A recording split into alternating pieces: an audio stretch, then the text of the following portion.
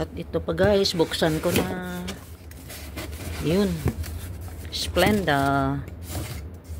Yun, bumili sila ng Splenda guys. Mayroon pa naman dito, dalawa. Pero nabawasan na itong isa. Stock lang to guys. Yun, parang matagal maubos. Splenda. Ilang piraso kaya ito? Dalawa, tatlo, apat, lima. Oh, 5 piraso guys. Splenda.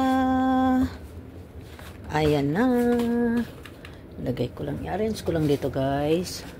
Pumili sila ng 3, 4, 5. 5 piraso guys. Kasi may ano pa naman, isa pang naiwan. Ito guys. Splenda. Adoy. Ayan. Kaano na sa Splenda guys. Ayusin ko lang guys. Yun. Splenda. Ito nabawasan na to siya guys.